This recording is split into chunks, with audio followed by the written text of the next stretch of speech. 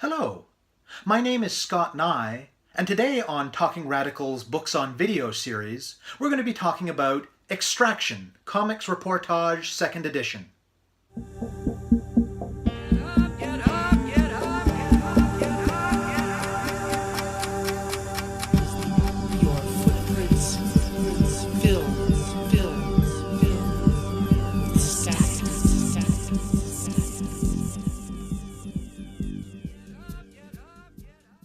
Over the years, I've spent a lot of time thinking about the best ways to convey knowledge, particularly knowledge that is in some sense counter to dominant assumptions and understandings and ways of doing things. And really, the fact that you're watching this video is a testament to that. As I explain in the introductory video that I will link below, this is me experimenting by bringing together my long-standing practice of reviewing online the books that I've read, my long-standing project, Talking Radical, and a relatively new interest in developing at least some rudimentary skills when it comes to video work. As well, I'm a fan of comics. I didn't read them growing up, but I'm not really sure why I didn't, because based on the other things I read, I would have enjoyed them. But as an adult, I've developed an appreciation for storytelling that uses that form. And that includes spending some time reflecting on how comics could best be used to convey the kinds of knowledge and ideas that are at the center of my work. I'm not an artist and have no skills in that area, so I certainly wouldn't be able to do that part of it, but I've thought about how the writing might work.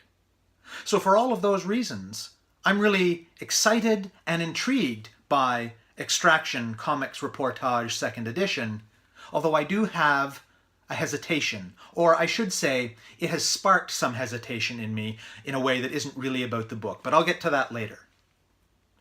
So the book itself was initially published in 2007 by a different publisher. It sold out very quickly, but that publisher folded the next year. Then fast forward 10 years to this year, and a publisher called Ad Astra Comics, which is based in Ottawa, and they specialize in social justice related comics products, decided that they wanted to do a 2nd edition. And in this work, there are 4 stories, each one of which pairs a different journalist and a different artist, and uses this combination of journalism and comics to convey a story about one instance of a Canadian company's involvement in mining or some other sort of resource extraction project. So there's one about gold mining in Guatemala, one about uranium in Quebec, one about bauxite in India, and the final one about the tar sands in Alberta. So I really like this book. I like the writing, I like the artwork.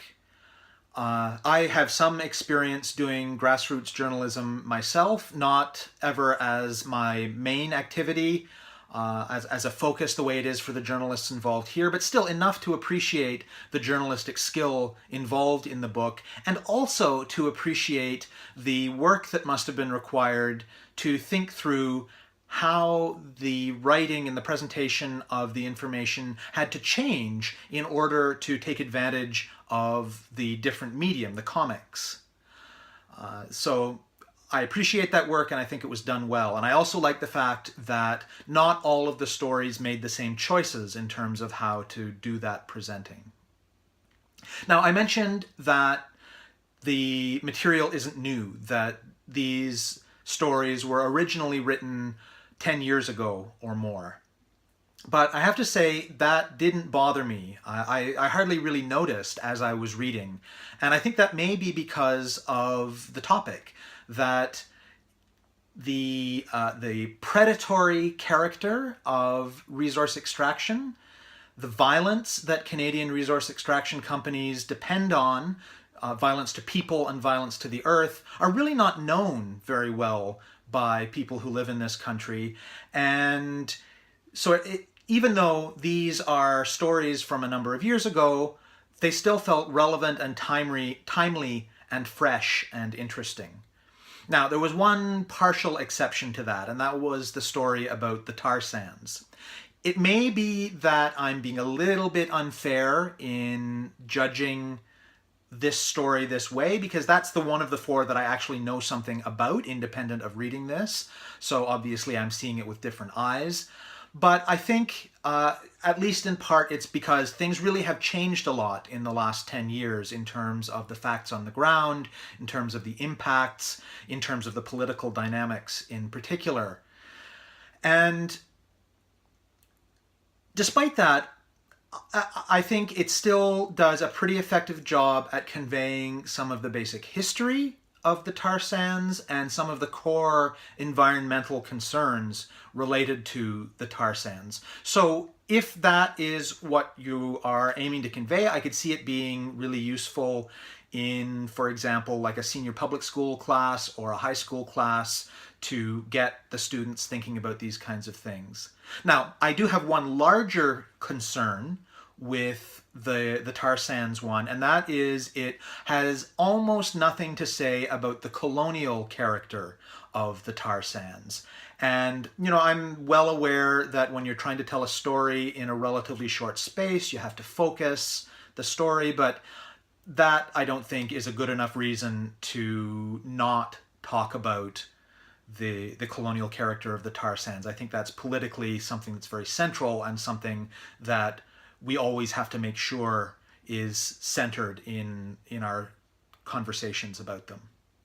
So that notwithstanding, the book as a whole, I think, like I said, is very solid.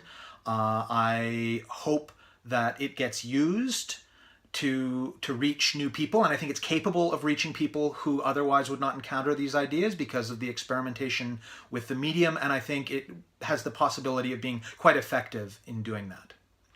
So at the start, I mentioned some hesitation, and I want to stress again that hesitance is not directly about the book. It's more that the book, as this experiment, this new way of approaching grassroots media making and knowledge production, got me thinking about that kind of work.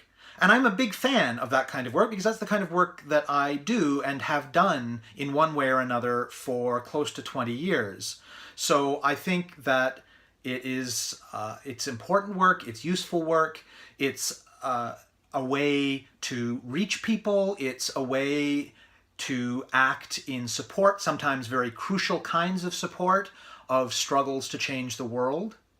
But I'm also very conscious of the limits of that work and of what we currently, we meaning those of us who do this work, are able to accomplish.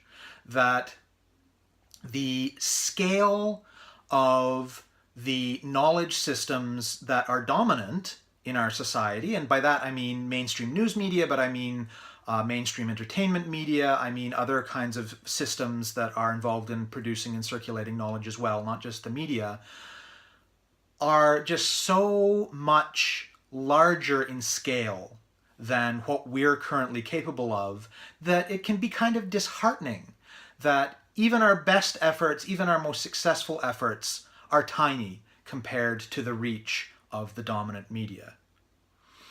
And because of that, I'm always wary of celebration.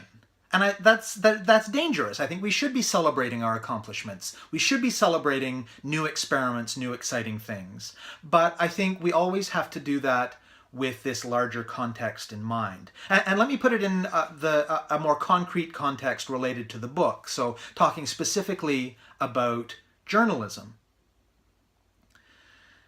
So I have my own critiques of mainstream journalism. I think that incorporated into the institutions in which it happens and the standard practices that have become established in the profession, that there are certain kinds of consistent absences and silences and biases. And even at its best, those are still at play.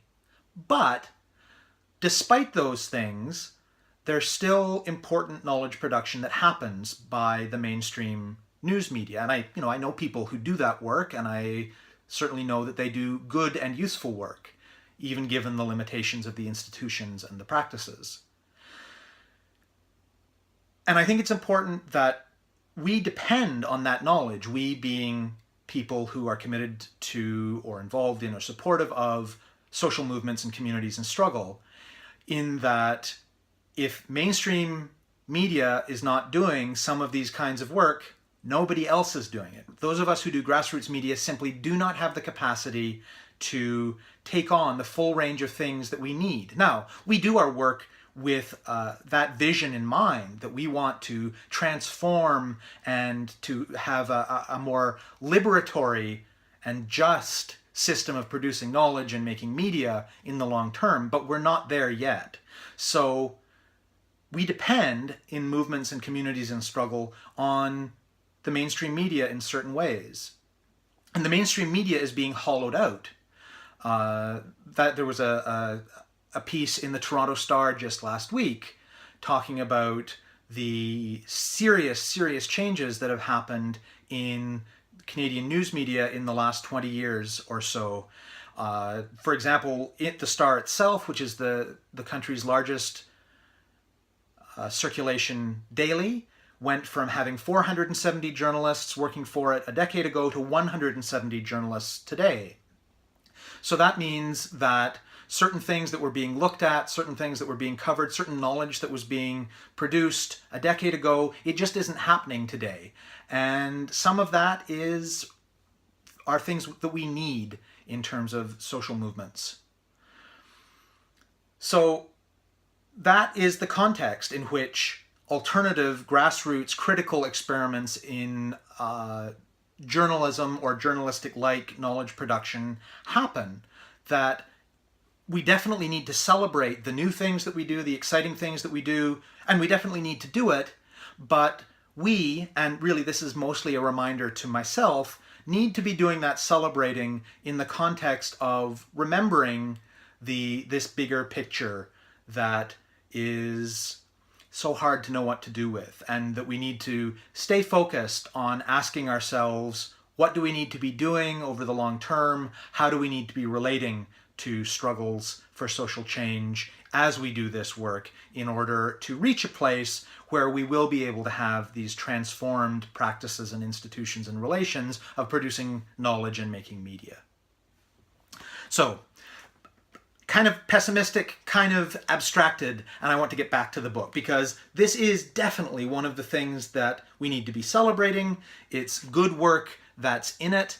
It's work that I like, and it's work that's important because, like I said, the awareness of the predatory character of Canada's resource extraction industries is inadequate. There aren't enough people who know about it, and I think this can be a really useful tool to help get that knowledge out there. And I think the experimentation with form in this book is really cool, and I think it's something that we need to continue to experiment with, bringing together journalism and comics. And certainly, I hope to continue to be paying attention to other work that brings these two things together. Coming up, I will be reading a couple of graphic histories that bring together historical knowledge production and comics. And I continue to hope that I'll find ways in my own work to bring the knowledge and idea and writing that I do into some kind of relationship with comics. So thank you very much for watching this review.